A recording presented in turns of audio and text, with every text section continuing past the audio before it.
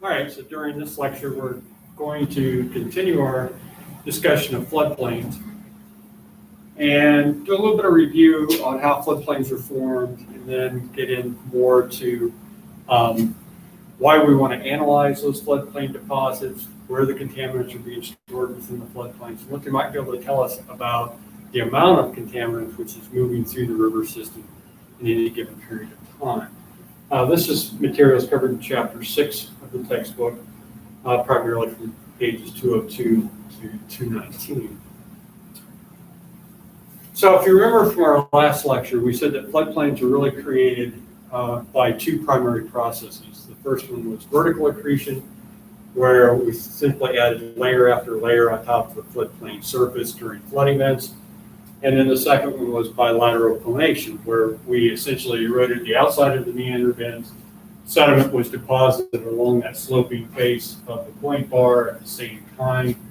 And so as we moved, or this process occurred and the channel moved across the valley floor, we created this sequence of materials which typically goes from very coarse grained stuff in the channel bed to finer grained stuff at the top of the point bar, and then ultimately to very fine stuff at the uppermost part of that sequence, which is deposited by vertical accretion.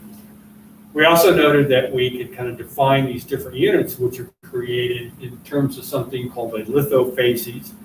And lithofacies were defined as a package of sediment that reflects the distinct environment in which it was deposited, and can be essentially identified or defined on the basis of things like grain size, sedimentary structures, the composition of those units, and so forth. So they're based on the physical sedimentological characteristics of the unit. And then the way in which those facies fit together in a three-dimensional package is referred to as its alluvial architecture. A lot of times that is shown as a block diagram, such as you see here. And then these are some of the defined or very common kinds of units or packages that we commonly find in a floodplain. Each of these has its own distinct sedimentology associated with it, distinct environment of deposition, and as a result, the concentrations of contaminants are going to vary between them fairly systematically. And we noted that in the last lecture, we took a look at some of the characteristics of these different units. All right, so what we're going to do now is look at something referred to as storage. And storage refers to the fact that as sediments are moving along the stream channel, portions of those sediments are deposited within the floodplain, as we've noted, by lateral accretion or vertical accretion, and then they get incorporated into things like levees and oxbows and all those kinds of things as a result of those two primary types of processes. From a contaminant perspective, what we're interested in is how much of the stuff actually gets incorporated into the floodplain, and where are the hot spots? Where is most of it getting stored? What unit, what part of the floodplain contains the most contaminants? Now notice I said the most contaminants, because in terms of storage, what we're looking at is really the total mass or the total weight of the contaminant within the floodplain. Maybe we could quantify that by volume. What's the volume of the contaminant or sediment stored within a particular part of the floodplain? That's opposed to the concentration, which is the amount of a contaminant or trace metal, in our case, per unit weight of sediment, or per unit volume of sediment. Concentration is really important for determining kind of epidemiological problems with potential impact on biota and so forth. It's really going to be driving which part of those floodplain deposits, if any, that we're going to remediate, maybe extract, or try to somehow limit its exposure to biota. Storage, on the other hand, the volume of material that's contaminated is going to be really important in terms of determining how much material we're going to have to deal with during any kind of remedial action. So if we're going to do, say, an excavation or a dredging, we're going to actually have to know the volume or weight of those materials which are going to have to be dealt with And we're going to have to do that fairly accurately, and we're going to have to know where we're going to have to concentrate our efforts. So all of that's kind of related to this overall idea of storage. Now, in a very general sense, storage changes along the drainage basin from upstream to downstream within that watershed. And what we're seeing here is a function of valley width. So going kind of from upstream to downstream, valley width increases. In this case, we're looking at post-settlement alluvium, but you can just think of this as the volume or of sediment, of alluvium stored within that drainage system. And what you can see is valley width increases, we get increased storage. There's simply more room to stick that stuff. So in a general sense, storage increases downstream along the channel, and it increases as a function of valley width. The wider the valley, the more stuff we can stick in it. As we noted earlier, it also kind of depends. Sometimes we have sedimentation zones, transport zones. Transport zones may be narrow, steeper. And so it varies as a function of these changes in the morphology of the valley as well. So it may not be just a perfect linear increase along the drainage. It may vary depending on the characteristics of the valley floor, which in turn may be controlled by things like bedrock resistance. In this slide, what we're looking at is the idea of cross-sectional stream power. Now, if you remember, stream power was a product of both the velocity of the water and the tractive force of the water. So it's given us an indicator of the amount of energy or power that the water has to transport materials. And as you might expect, the storage decreases as stream power goes up. So if we had really high stream powers, because maybe high slopes and so forth, in the upper parts of the basin, we're going to have less storage. As we get downstream, slopes decrease in many cases. Maybe our stream power goes down, we're going to have more storage. But also, again, it can vary depending on the overall characteristics, the overall slope and width of the valley and the channel along the river system. So two of the primary controls on storage here is overall valley morphometry, its width, its gradient, and then the stream power that's available for depositing these materials out. Okay, now one of the things that's going to influence the storage of a contaminant itself is how that contaminant is associated with or related to the sediment which is in motion. So most of the time, again, we know that many hydrophobic contaminants, including lead, zinc, cadmium, and so forth, the heavy metals, are attached to the fine-grained chemically reactive stuff. Now, in floodplains, they, in general, because of that, tend to have higher concentrations of contaminants than our channel bed does. Our channel bed is going to be coarser, it's going to have less fine-grained materials and so forth. The floodplains deposit in part at the top of that point bar or by vertical accretion is going to be finer grained, and as a result of that, it's going to have higher concentrations of materials. It doesn't apply to all contaminants. For example, if we had amalgam greens or sulfide minerals, which are really dense, we might still have high concentrations in the floodplains, but it may not be all that different than what we find in the channel bed. Now, one of the things we should recognize is that the grain size ranges that we have in floodplains are much more diverse in floodplain deposits in general than they are in the channel bed. Channel bed, we're kind of moving the stuff up and eroding it, but that's a pretty more of a well-defined, smaller range of particle sizes in many cases. That's not necessarily true of the floodplains. The range in grain size is much larger because we're looking at a variety of different deposition environments. We're going from everything from those oxbow lakes, which is almost like a lacustrine environment, maybe a lake-type environment in some cases, to vertically accreted deposits, to laterally accreted point bar deposits, to channel fill deposits, to natural levees, to splay deposits. So we have all these different environments, each with different grain sizes. And so the deposits we find in the floodplain are much more diverse than we find in the channel. Even if we look at point bars, riffles, pools in the channel. They're going to be more diverse than that channel bed in general. The other thing that we have in the channel bed that we don't have in floodplains a lot is related to this mixing and homogenization. So the channel bed sediments, we're continuously eroding and redepositing those in the active layer. We talked about the active layer during major events. It gets eroded, filled back in, we get that material moving along. That's always kind of homogenizing and mixing up those deposits in fairly significant amounts. On the floodplain, once they're deposited, a lot of times that's it, they're there.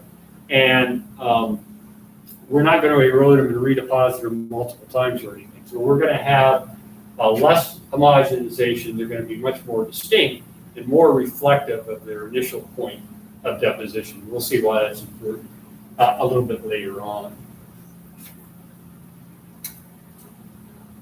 Okay, so let's take a look at some of the storage processes here and how it relates to contamination along the Carson River system. I know we've talked about the Carson River several times in the past, but it's this river that heads along the eastern flank of the Sierras and kind of flows in the north easterly direction here out of the mountains into the base of the range. And what we have then is a whole series of mines associated with Comstock Lode near Virginia City, and these mills are located along Old Canyon, 6 Mile Canyon, in this part of the Carson River. It dumped that 7,000 tons of mercury into the system over about a 30-year period in the 1800s, early 1900s. And then that stuff has been redistributed downstream all the way out here to Lahontan Reservoir and the Still Water Wildlife Refuge. All right, so let's look at what happened here. And if you remember, one of the things that occurred in addition to the influx of the tailings, just tremendous amounts of tailings coming in from these mills and mines, was that they clear cut a good portion of the Sierra Nevada and used the wood both for the amalgamation process, that roasting process, and to support the openings in the mine itself. They use this kind of almost a lattice type formation in the mines to support them. And what we got was an unstable stream system. So we go back to this idea of kind of a disequilibrium channel related to changes in the headwater conditions. We've got lots more sediment coming in, both from the mines and from erosion of those steep slopes in the Sierra Nevada, overwhelmed the system and caused aggradation of various kinds, and then more recently, deposition. But the system is still out of sync today, and one could certainly argue that. And one of the processes that occurred here all the way up through the 1990s and is going on is a lot of channel cutoffs due to kind of, for whatever reason, probably an attempt to readjust this stream system. Regardless of why and how the system's functioning this way, it's essentially migrating fairly dramatically across the valley floor and downstream, and we're getting lots of channel cutoffs. And we can see this from these sequential photographs. So here we have photos taken in 1953. You can see some of the meander loops that are present. Some of them are getting cut off. By 1965, these cutoffs have formed well-defined oxbow lakes. And then through time, these oxbow lakes have been filled in with sediment as floods have gone overbank. And you can hardly see them down here by 1991. And what that's done is produced a whole series of essentially filled paleochannels. So we had these oxbow lakes. The old channels are still distinct. They get filled in with sediment. And we can recognize those in the channel banks today. So this whole valley floor kind of went up as the thing was swinging back and forth, creating these oxbow lakes. As sediment loads decreased, got reforestation of the Sierras, mine tailings are no longer coming in. We got a response of incision and exposed these deposits in the valley walls. And it might be hard to see on the slide right here, but it's essentially, this is the channel bed, and that got filled in. This is an oxbow lake here, got filled in. And this white colored stuff's actually mine tailings, almost pure mine tailings that are there. So we have these essentially valley fill materials, floodplain materials, if you will, that is composed of these filled paleochannels. If we look at the mercury concentrations in these things, these are all the different deposits that we recognize here. Here's a little spilled paleochannel. Again, this stuff here is tailings. This is an old point bar, kind of slopes off. You can see to the right. Here's another old channel here that's been filled in. And the concentrations of mercury vary depending on what was incorporated into those deposits at the time of filling, at the time of their deposit. And they go anywhere from 0.112, so 112 micrograms per gram or parts per billion, all the way up to 164,000. So we're looking at orders of magnitude difference in the concentrations, depending here on the composition of the materials, as well as their grain size and sedimentologic characteristics. So this is a very complex, convoluted floodplain series. It's not one that's we're going to be able to use the deposit stratigraphy and anything to any great extent to kind of map out where those concentrations are highest. But what we do know is that there's just a tremendous amount of variability there as a result of the dynamic nature of the floodplain existing. Okay, so one of the things we want to do for any remediation project is we want to be able to quantify the location, extent, and magnitude of contamination. We need to know the magnitude to understand what the potential impacts are on biota or human health. We need to know the location and extent of the contaminants to be able to understand how much materials might we have to deal with in terms of remediation.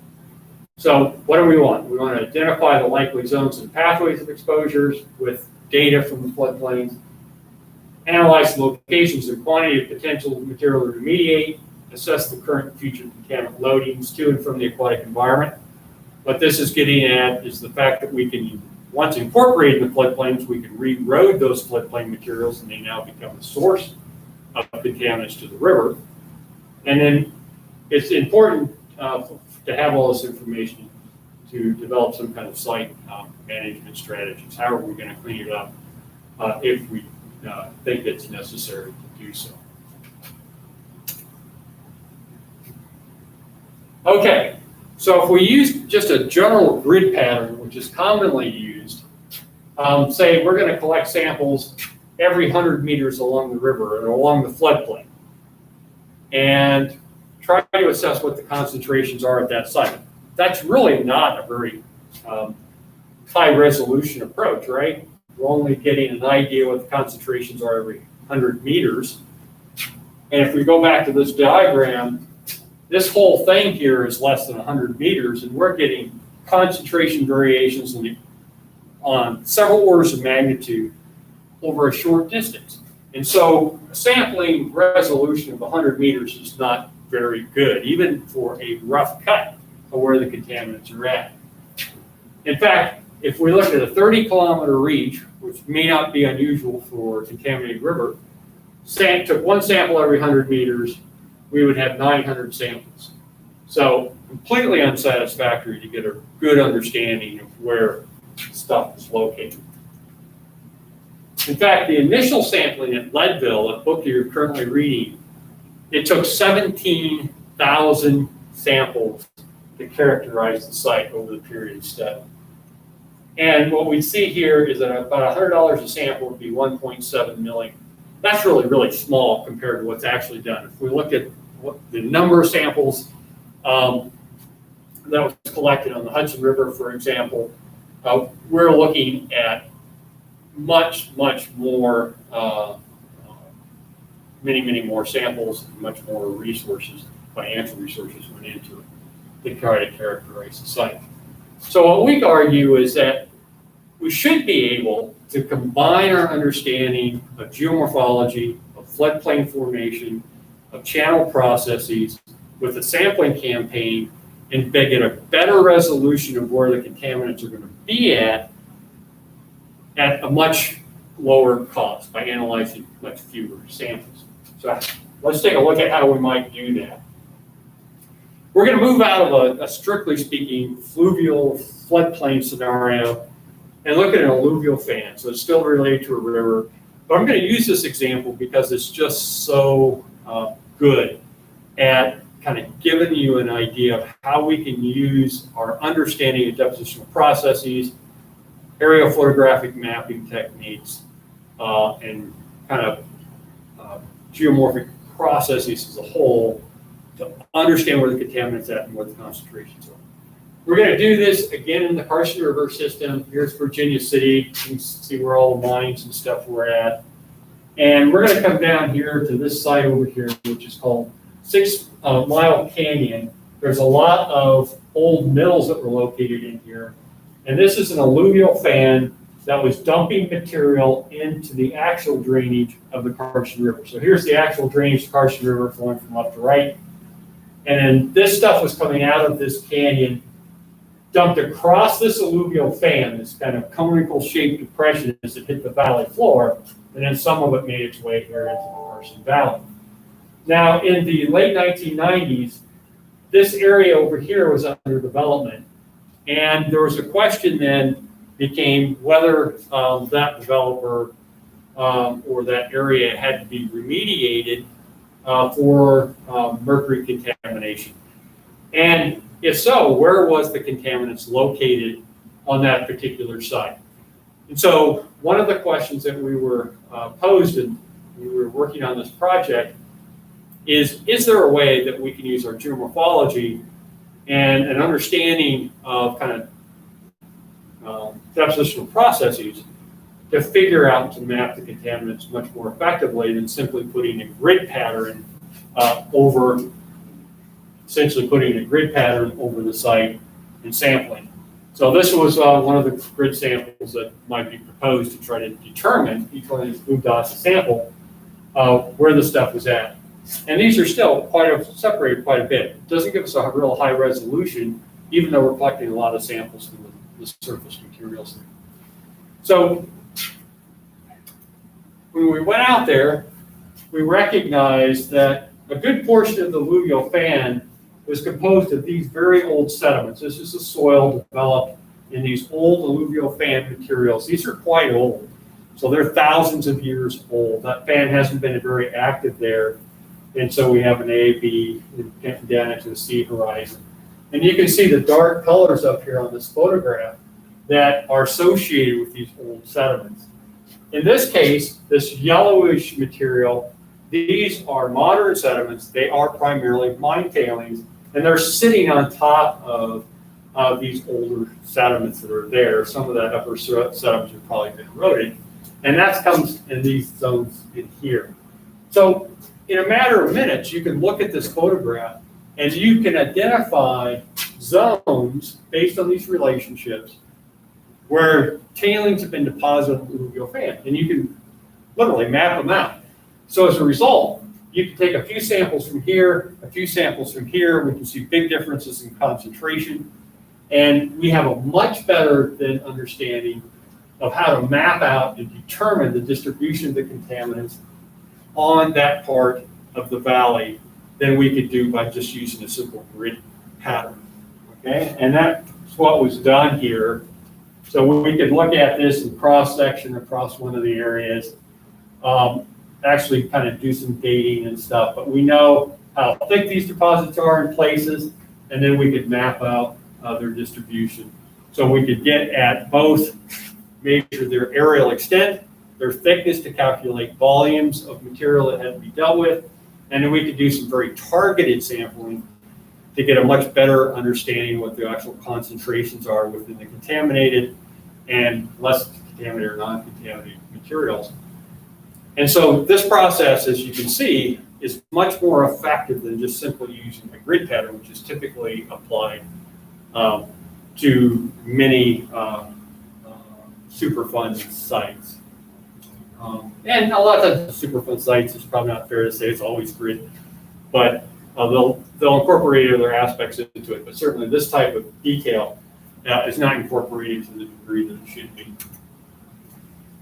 Doesn't only have to be alluvial fans that we can do this. We can apply it to these kinds of environments as long as we know what type of sediment those contaminants are associated with, we can come back and then map out where they should be in terms of our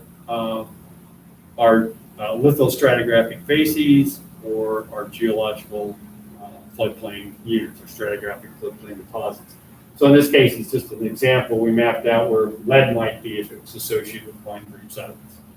So it gives us a method then to not only kind of measure where the concentrations vary using a statistical approach, but we can get at a conceptual model that predicts or allows us to predict where those contaminated hotspots are going to be based on an understanding of the depositional processes which are associated with that river system. And that's really what this geomorphological geochemical approach is all about, is trying to use the geomorphological information to get a much better understanding, a much higher resolution where contaminants are at and why they are where they are along the river. Okay, so the next thing I want to talk on very briefly here is that because the contaminants are being incorporated into the floodplain deposits, it's actually creating a record, a historical record of contamination of that river system that is preserved or contained within the alluvial deposit. So if we analyze the alluvial deposits, we should be able to some extent, kind of reconstruct what the history of contamination actually was. So that history of what's moving along the river is incorporated into these floodplain materials. Obviously, if it wasn't contaminated, the deposits which were created don't have any contamination within it, any significant values. We can characterize that based on those enrichment factors we're talking about. Deposits that were laid down, created after contaminants came into the river system, they're going to contain some of those contaminated materials, maybe in a proportion relative to how much was moving along the system. Now, why is that important? Well, here's a record of total river length that's in fair good condition in England and Wales from 1900 to 2000. If we took the entire record, you see that things are getting progressively better. If we took only this section, we would say they were getting worse. So the time frame over which we're looking makes a difference. And ideally, we want as long a time frame as possible to see what the natural variations are in the overall quality of that river system and how they're trending today compared to what they did maybe in a short period of the past. And whether they've gotten worse, getting better, and so forth at these different time intervals. So we can try to address some of these questions rather than simply at one site along the river, but along the entire river by using the floodplain deposits. Okay, so how do we do this? Well, in a nutshell, we can come in and do a stratigraphic analysis, so we can break out all of the different depositional units that exist within the floodplain. We haven't talked about terraces yet. We will next week, but we'll talk about identifying terraces, which is essentially an abandoned floodplain created by river incision. So we can look at these different landforms, terraces versus floodplain versus channel bed. We can break out the deposits within each one of these. So on our floodplain, here we're showing lateral accretion deposits, might be some vertical accretion deposits, which are shown on the other side. And then there's different ways in which we can actually date those deposits. We might use aerial photographs taken at different times to see if they're there or not. We might be able to use various types of radiogenic dating methods like carbon-14. There's tephra chronology, there's tree ring analysis, and a whole variety of things. And later on, we're going to be talking about the different techniques that we can use to date floodplain materials. What you should recognize here is that we can actually date those. Then we can sample them and analyze the concentration, not only in the different deposits of that unit, but within the landform as a whole. And then what we might find is that things like A5, here, if I could find it, it's this terrace and this one here. They had, they were fairly young, but very high lead concentration. So lead concentration is increasing from left to right. So these younger deposits, the point bar, A5, and to a lesser extent A4. So it's this stuff, and this stuff. We had fairly high concentrations. But as we got to the buried things in here, the really old deposits, there was nothing there. So we can break these units out, we can date them using various techniques, we can analyze them, and then we can see or might be able to find a trend between deposit age and deposit concentration. So we know exactly when the contaminants were coming in based on the deposit age. So that's the record that we can break out of the system here. And we can do that from multiple places along the river. Some of these units we can actually correlate from one place to another. And so we can get an overall idea not only of the temporal variations that occur at one site, but the spatial variations that occur downstream. So we can get a whole idea of what part of the river became contaminated when, based on the stratigraphic geochemical analysis. All right. The last thing I'm going to talk about here is the analysis of both floodplain and, in some cases, reservoir type deposits for much more detail, a more exact understanding of the influx of contaminants to that river. So we're having a higher resolution record. What we're going to use initially here is these overbank deposits or these vertically accreted deposits. And if you remember, they're laid down as a vertical sequence during flood events. So we're creating layer after layer of material from the river.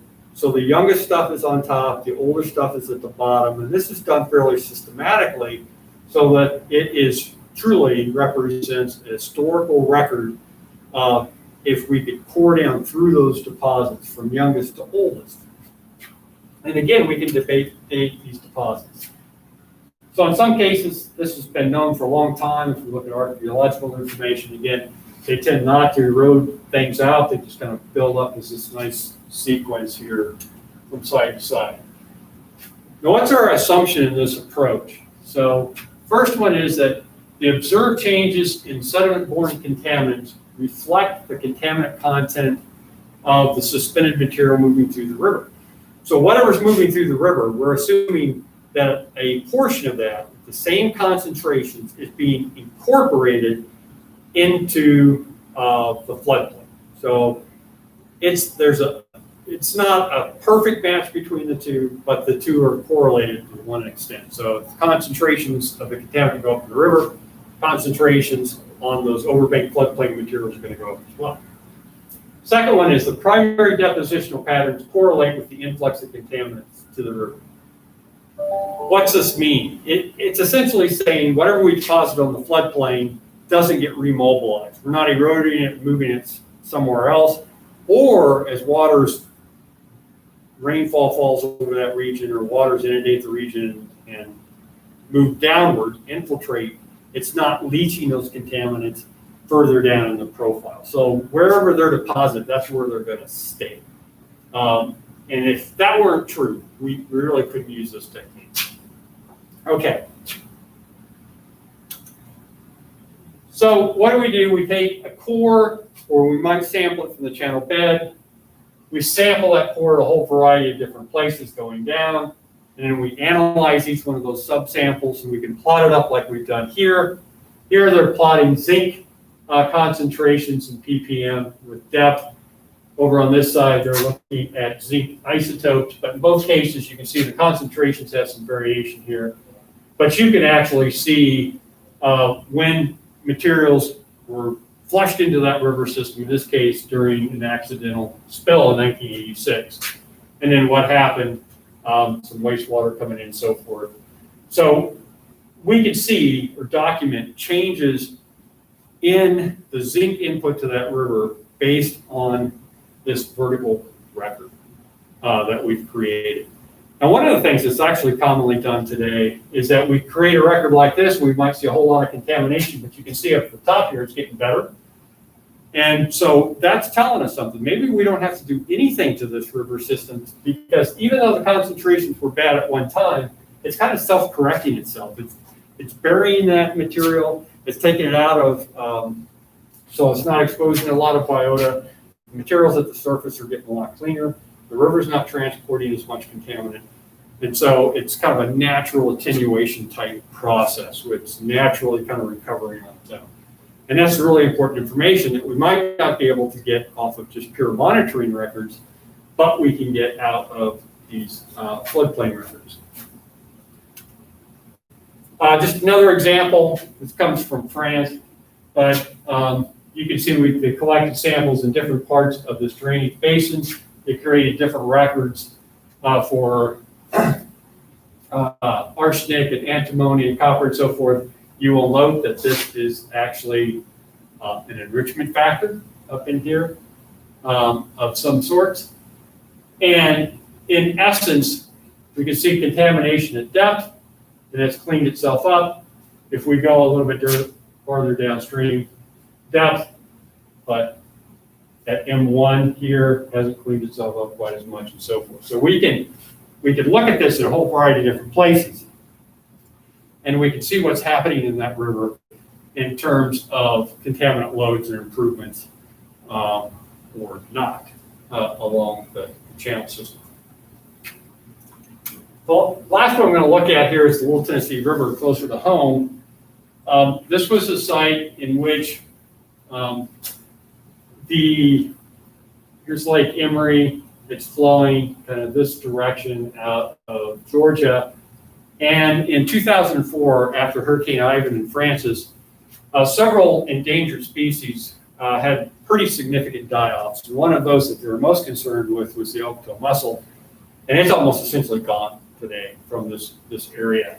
It decreased dramatically after the event. And so one of the ideas was that the die-off was in part related to the storage of trace metals, in particular copper, which had been used in tributaries to the Little Tennessee as a pesticide on tomato crops and other vegetables.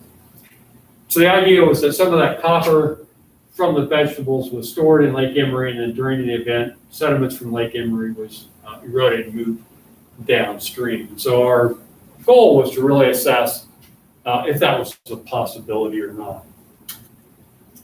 So this is what Lake Emery looks like here. This dam was put in place in 1925.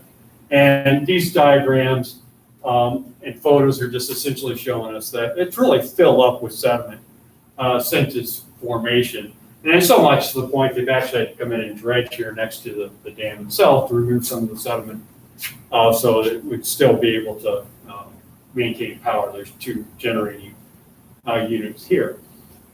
And we could actually, based off of some surveys that were done in 2001, and then some surveys that Jason Jarvis, who did a master's thesis with us, did in 2010, we could calculate approximate decreases in water depth and the amount of sedimentation that took place. So the point is, yes, this was a reservoir of sediment. So then we came in and we used that piston pouring device. We collected a whole variety of samples or cores from this region. We're going to focus in on one here, which comes out of this Rabbit Creek drainage system. And the reason for this is that it was fairly fine grained, and then that tributary was one of the areas where they utilized copper, a copper-based pesticide. The group here that collected the samples, some of you still may know Danby Walls. These guys have moved on to greener pastures. David Barnett's got a PhD now. And Leonel's still around here working for us periodically. Danby works for a company over in Nashville. So anyways, we collected the samples, we chopped them up into pieces, and this is what you get. So for arsenic in this case, here's the bottom of the reservoir. This is floodplain materials before the reservoir was created. And that we see as we go to the surface, concentrations of arsenic actually declined, all the selective variation in here. And that decline suggests that the loading of arsenic, at least, didn't increase. It's actually gotten lower through time. This increase here, we've been able to relate to essentially heavy hill slope erosion, soil erosion, things like that, which occurred in the kind of early 1900s up into the mid 1900s. And this is suggesting, as it is for a lot of other elements, that a lot of the arsenic, the lead, the zinc, so forth, was really natural and was associated with lead sulfides, which occurred in a lot of the bedrock units in this area. So we can see that not only was this the trend for arsenic, but true to the lesser degree for lead, here in nickel, but copper was very different. So copper concentrations did in fact increase fairly dramatically excuse me, within the reservoir, suggesting that the loadings were there. To just kind of fast forward through this a little bit, what we ultimately found out was that while copper was being stored in Lake Emery, there wasn't a lot of evidence to suggest that a lot of that material had been eroded during the 2004 event.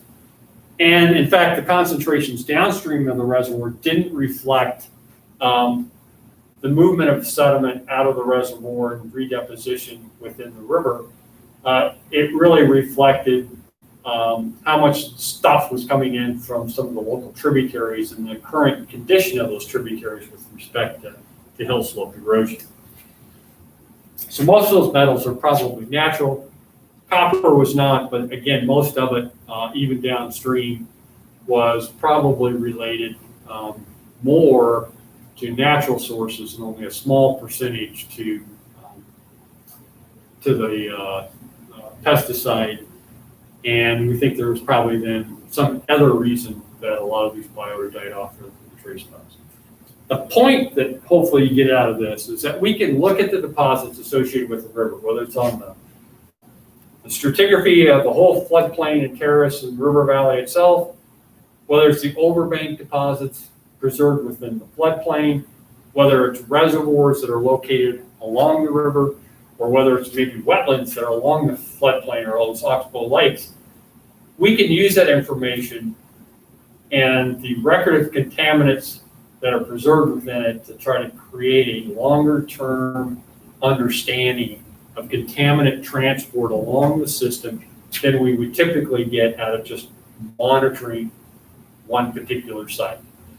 The other thing is we can do this in retrospect, so we can do it after contamination has occurred, and we can do it for the entire river system along the entire river rather than just at a few monitoring sites. So it's a really powerful tool that can be utilized. It's probably underutilized today.